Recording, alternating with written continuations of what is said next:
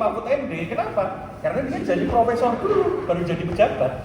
Wah, terus kemudian wah ini bapak ini kayaknya nggak ada kerjaan deh, di kapan aja ada.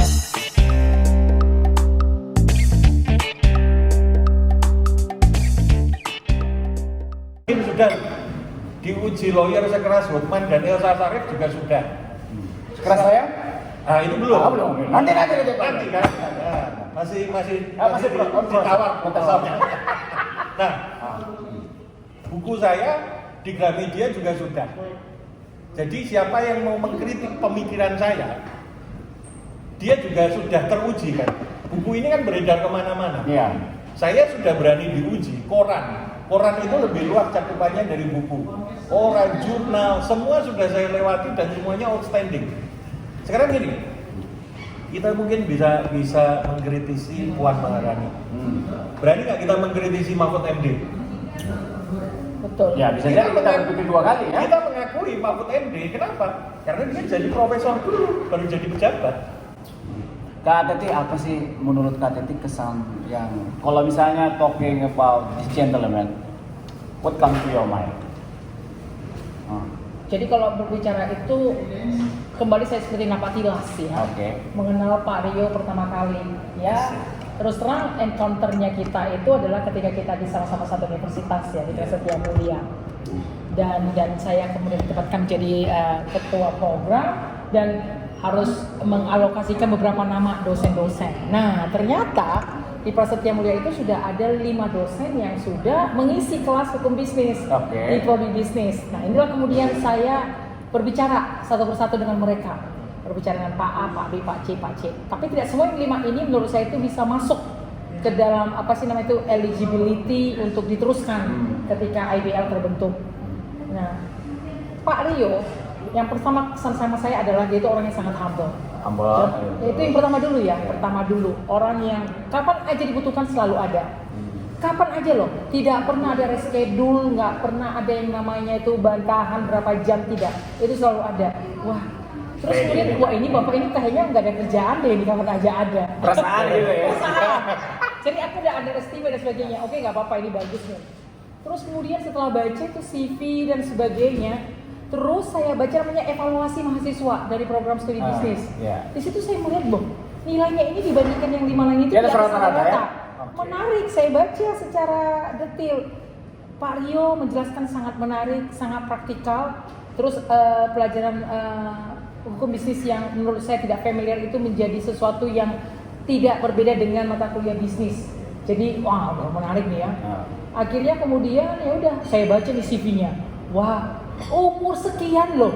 Ya. Umur sekian sudah menjadi seorang doktor. Under 40 ya? Iya, under 40. Terus kemudian sudah S1, S2, S3, terus satu lagi.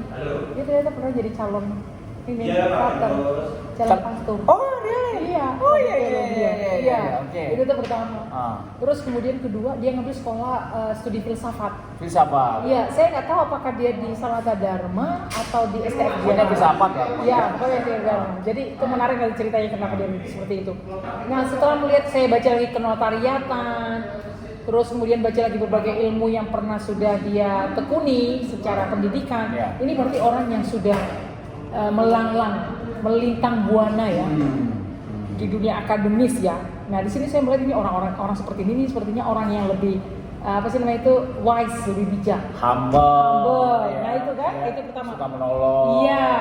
Akhirnya CV-nya dia kan bukan CV yang bombastis menunjukkan sampai 4-5 halaman. Enggak. CV-nya dia cuma 1 lembar. 1 lembar ya? Iya. Cuma berarti kan biasanya adalah orang-orang sangat luar biasa pintar itu CV-nya itu pendek-pendek. Oh gitu ya? Gak ada yang perlu diungkapkan di sana. Akhirnya saya udah ngobrol dan sebagainya. Di situ keluar kemudian dia itu adalah A, B, menjadi in-house legal di sini dan di sana. Di situ aku menumbuhkan suatu kesan, wah bapak ini ternyata aktivitasnya luar biasa. Semakin ke belakang, semakin banyak ya kegiatan-kegiatan kita lakukan bersama.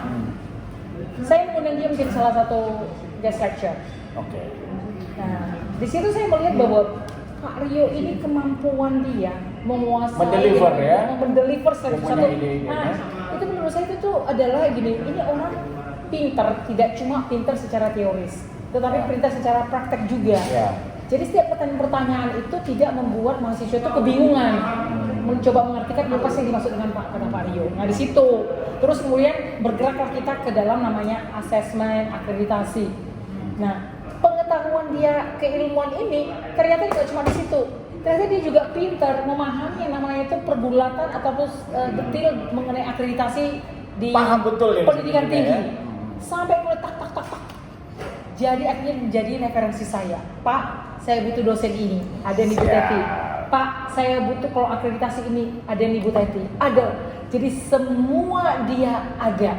Bukan kalau ada, semua dia tahu dan semua dia ada. Nah orang seperti ini berarti mempunyai hubungan baik kepada banyak orang. Oke, ya. Nah ini, jadi menurut saya sebagai Aset ya, akademisi- pokoknya aset lah. Oh sangat. Untuk Prasmul aset. Perfect ya. Perfect.